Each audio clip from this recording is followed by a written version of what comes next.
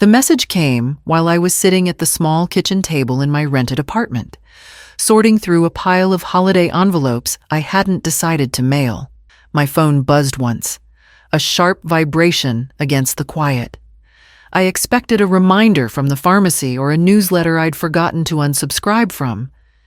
Instead, Mason's name lit up the screen. "Christmas is better without you. Don't come." Just that. No explanation. No hesitation. I felt something in my chest shift, not a break. Not even shock. Just a dull settling, like dust after a door slams. I typed a single word back. Understood.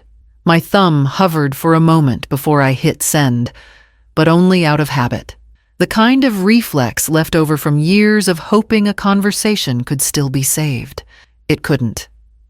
Not anymore. I set the phone down and reached into the drawer beside me. The trust folder lay exactly where I'd left it, thick with statements and documents. Ray's handwriting still marked a few pages my brother had always labeled everything. Even after his diagnosis made his hands shake. For Corlina to manage, he'd written on the inside flap, underlined twice. He trusted me to use it wisely. And I had, every month. Part of it went to Mason and his wife mortgage support, grocery offsets, the little emergencies that always seemed to land on their doorstep. Just 2 days earlier, I'd wired them extra for the holiday, so you can breathe a little easier this month. I'd texted. Mason hadn't replied. He hadn't thanked me in years. I opened the most recent statement and smoothed it on the table. Line after line showed the same pattern: money out, silence in. I traced a fingertip over the last transfer, the ink slightly raised under my nail. I'd always told myself it was temporary, that once they stabilized, they'd invite me into their lives again, truly invite me, not just for the money. But that message made everything plain. They didn't want me there, not even for Christmas. I closed the folder, set it aside, and pulled a blank notepad toward me, already knowing the next call I needed to make. It started with the house. They'd found it just after Mason's promotion and weeks before Alina announced the pregnancy. It's a little out of reach, he had admitted on the phone, but we love it. Big backyard, room for the baby. I didn't hesitate. I wired the down payment the next morning. Mason said, "You didn't have to." Alina said nothing, but I told myself it didn't matter. Family helps family. After that, it became habit. Tuition bills, utility gaps. The emergency dental work when Mason cracked a molar, the second car when Alina's stalled in the middle of the highway. I never made a fuss. I never brought it up. Every month, a portion of Ray's trust went out quietly, exactly as he would have wanted. "Use it to keep things whole," he'd said once. I took that to heart. When they posted that photo last spring, Mason in his cap and gown again, Alina holding a balloon that said, "Loan-free life," I stared at the screen longer than I should have. They never mentioned how, never tagged me, never even sent a private thank you. I gave up wondering if they'd say it. I just hoped they'd remember to call. I'd wanted this Christmas to be different. I bought a red sweater weeks ago. Something soft and silly with a tree stitched onto the front. It's folded still. Tag on. I'd imagined wearing it while helping with the baby, holding my grandson for the first time without a screen between us. I thought maybe they'd want me to read to him, the way I used to read to Mason under the old Afghan with the frayed corners. I booked the flight in early November. A one-way ticket. I'd planned to stay through New Year's. Then came that message. "Christmas is better without you." So instead of confirming my travel plans, I called the trust attorney and asked him to schedule a change of beneficiary review. He didn't ask why, he just said he'd draw up the forms. I hung up, folded the red sweater into a drawer, and slid the new documents into the folder. The day after I sent my reply, just one word. Understood. There was nothing. No follow-up text, no call, no apology. The silence stretched into days, heavy and deliberate. I told myself it was better that way. No more pretending.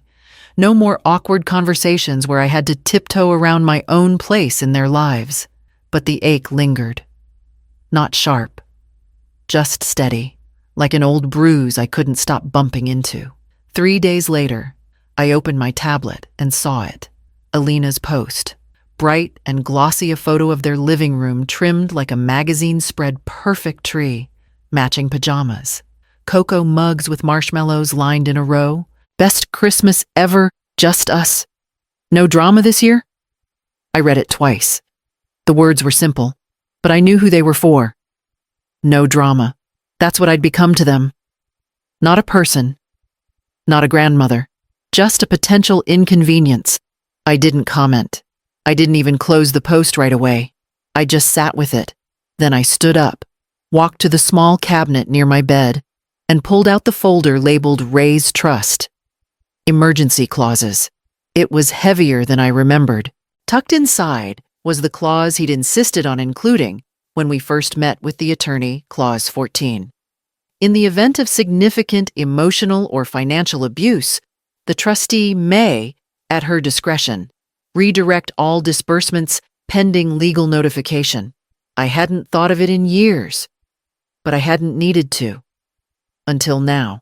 I picked up the phone and dialed Mr. Kessler's direct line.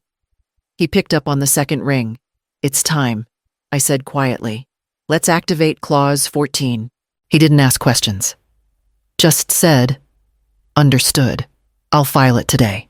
When we hung up, I placed the folder back exactly where I'd found it and sat on the edge of my bed, outside. Someone was stringing lights on their balcony, inside. I watched my phone stay still. No messages.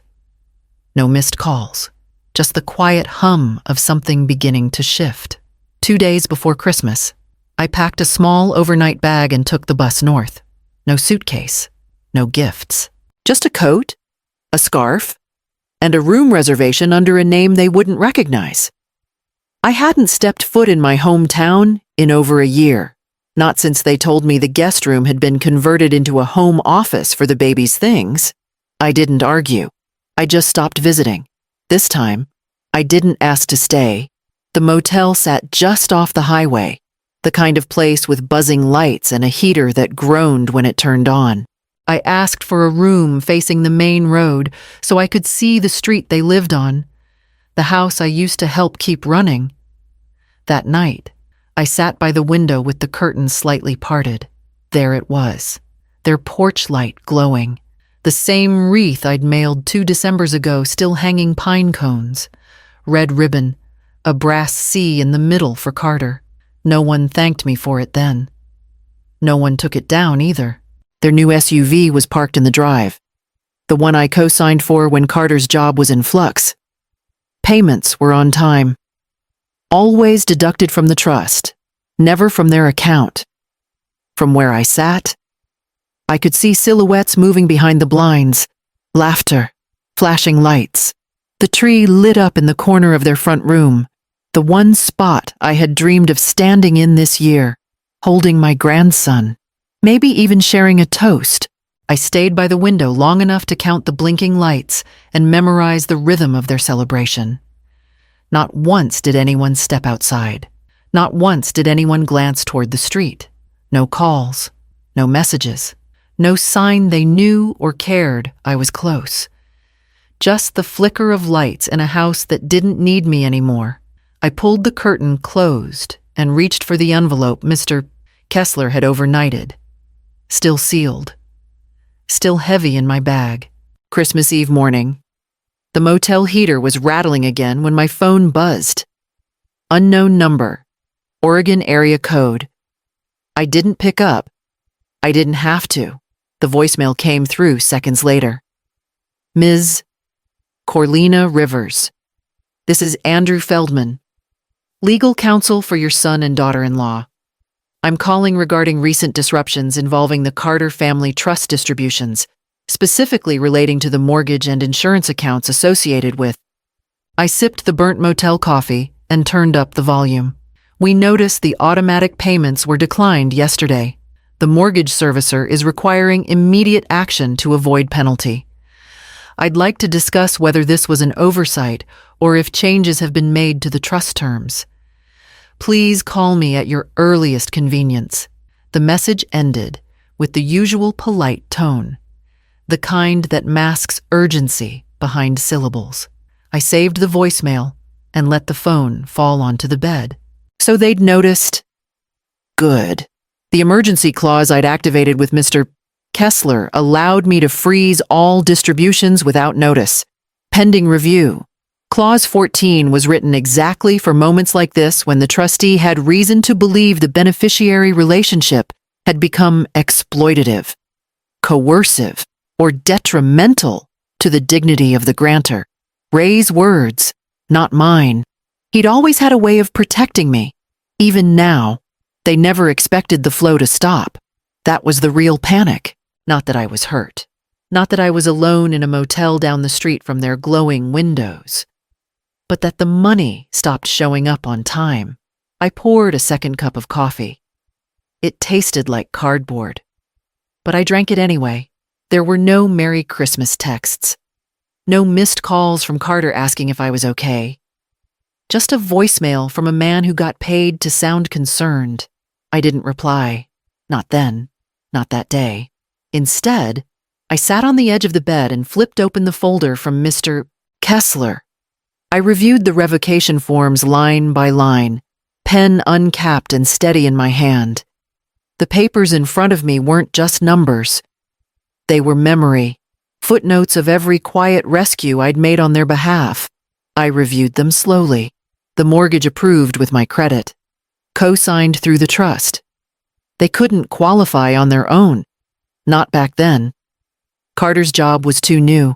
Ariel's work was still freelance and unstable. I never questioned it. I just signed. The student loans refinanced using trust funds. Carter always told friends he worked 3 jobs to get through college. He didn't mention the private payments I made each month to keep his interest from ballooning. The same money that erased his debt while I kept driving a 12-year-old sedan. Their SUV registered under both names. Yes. But the title still had my name at the bottom in small print. The dealership hadn't removed it after the second refinancing. They didn't notice. Or they did. And they hoped I hadn't. They thought I was a helper, an occasional safety net. They forgot or chose not to see that I was the structure, the foundation, the name on the dotted line that allowed everything else to stand. A year ago, Carter had said it offhand at a barbecue. "You're just lucky Uncle Ray left you something." I smiled through it then. I swallowed the sting. Changed the subject. But now, I let the memory sit. Ray didn't leave me something. He left me everything on purpose. Because he knew. He watched the way they drained me. Gently, steadily. The way people take from a well they assume won't run dry. And he made sure I'd have a way out if I ever chose to take it. I picked up the pen again. The revocation of all beneficiary access was written clearly. Temporary, at first. Reversible if I wanted. But as I scanned each form, each dated signature, I realized I didn't want to reverse anything. I'd waited years for someone to remember I mattered outside of money. Now, with each signature, I was remembering it for myself. The last page needed a notary. I folded the papers neatly and placed them back in the envelope. The morning after Christmas, I chose the diner off the bypass. Not their home, not neutral, but not mine either. A place with windows, witnesses, and weak coffee. I got there 10 minutes early, wore my oldest coat, and ordered tea I didn't drink. When they walked in, Carter, Ariel, and a man in a blazer with 2 white teeth, I didn't stand up. They slid into the booth like they'd done nothing wrong. Carter didn't waste time. "Why are you doing this?" I reached into my bag and pulled out the folder. Thick, labeled, neat. I slid it across the table. Inside, bank transfers from the trust to their accounts, mortgage payments, loan offsets, insurance records, clauses from Ray's trust with my highlighted signature on every page. Their lawyer opened it and went quiet. "You said Christmas was better without me," I said, my voice steady. "So I made it easier for you," Ariel scoffed. "You're punishing us because of a text." "No," I said. "I'm correcting a mistake. Mine." Carter's face darkened. "We needed that support. You knew that. You were always helping. I wasn't helping." I said, "I was covering. There's a difference." The lawyer cleared his throat, tried to ask a question. I didn't answer. "You could have just talked to us," Carter said. I looked at him for a long moment. I did. For years. In silence. In payments. In showing up. And you told me I wasn't wanted. So I believed you. Ariel muttered something under her breath. I let it pass. Carter looked smaller than I remembered. Or maybe I was finally seeing him without the weight I'd been carrying for him. "The trust is frozen," I said calmly. "The co-signed assets will be reviewed. If needed, I'll sell my share and step away completely." Carter's hands curled into fists. "You'd really leave us with nothing." I tilted my head. "Isn't that what you asked for?" The lawyer shuffled some papers, looking increasingly uncomfortable. I stood, left a $5 bill for the tea I hadn't touched, and walked out without looking back. The booth had gone tense. My son and the lawyer were mid-sentence arguing over clause interpretation when a sharp knock at the side of our table startled all of us. A man in a windbreaker stood there, holding a small white envelope. "Delivery for Ms. Corlina Rivers," he said, checking his clipboard. "Signature required." I signed without speaking. Carter frowned. "What's that?" I opened the envelope slowly, carefully. Inside was a single document. Thick cream paper. Stamped, notarized. The heading read, "Final Property Directive, Estate of Raymond Rivers." The letter was brief, clean. "This document confirms the full legal transfer of the property located at 142 Red Barn Road to Corlina Rivers as sole owner. As stipulated in Directive 5, this transfer is not to be shared, split, or reassigned to any dependents, family or otherwise. This asset is to remain fully in Corlina's name, per my final instruction. Signed, sealed, no ambiguity." I looked up. My son's face had gone pale. "That's the farmhouse?" he asked. Voice low. "Uncle Ray's." I nodded. "It was never meant for anyone else." Ariel leaned forward. "You told us he left you some money. You never said anything about property." "I didn't need to," I said, "because you never asked about me, only what you could get from me." Carter stared at the letter. "But we talked about renovating that house, turning it into something for all of us." "You mean after the text where you told me not to come?" The lawyer reached for the letter, but I pulled it back. "This doesn't concern you," I said evenly. "It's not part of the trust. It's mine, entirely." There was a moment where no one spoke, just the faint clatter of dishes from the kitchen behind us and the hum of the diner lights. I folded the letter and slipped it into my coat. I didn't gloat. I didn't smile. I just stood up, steady and unshaken, and walked toward the door. The envelope warm in my pocket, the weight of something real finally shifting back into my hands. I returned to the city the next morning, early enough that the streets still felt empty. I didn't linger. I packed my apartment in one afternoon, 2 suitcases, a few framed photos, a worn kettle I wasn't ready to part with. By dusk, I had the keys to Ray's house in my hand. It wasn't large, but it was enough. A white fence trimmed the front yard. The porch creaked in the cold. A single lamp still worked by the doorway. I stood there for a long time before stepping inside, letting the silence settle around me like a warm coat. The first thing I did was plant a mailbox, my name hand-painted in black across the side. Then I changed the locks, not out of fear, just principle. In town, I found a used piano, upright, scratched along the legs, but still in tune. Ray had taught me to play when I was a girl. I hadn't touched one in years, but as soon as my fingers fell on the keys, I remembered. The trust stayed frozen. No lawsuit followed. No phone call. No apology. No letter. Just quiet. I didn't chase anything. Then, one afternoon, a small envelope arrived. Handwritten. No return address. Just crooked letters. To Grandma. Inside was a drawing stick figures under a sky full of stars.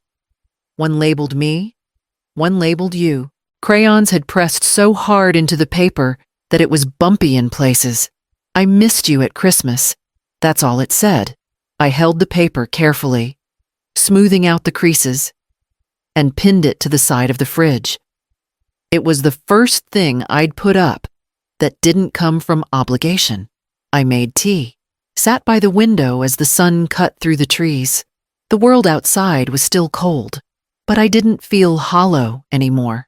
There was no noise, no chaos, just that drawing, and the beginning of something I didn't quite have words for yet. I woke to stillness. Not the kind laced with guilt or the hum of waiting for something to go wrong. Just stillness, the kind that lets you breathe all the way in. The sun was rising slow, slanting across the bedroom wall like it had nowhere else to be. I slipped out of bed without a single thought of who might need me, or what bills might come in with someone else's name on them. My feet touched the warm wood floors, bare, free. In the kitchen, I made coffee the way I like it, strong. No sugar, the kind that clings to the edges of the mug like it has something to prove. I opened the back door and scattered some seed on the ground. A pair of jays landed on the fence. Already familiar, I watched them bicker, then share. No text came from my son, no call, no forced cheerfulness wrapped around a request. And for the first time, I didn't brace for it. I didn't even check the phone more than once. There were no to-do lists waiting, no bank transfers queued, no folders labeled for other people's lives. Just mine. Small, steady, quiet. I wandered into the front room and looked at the mantel. Only one photo sat there, me and Ray, laughing about something I no longer remembered.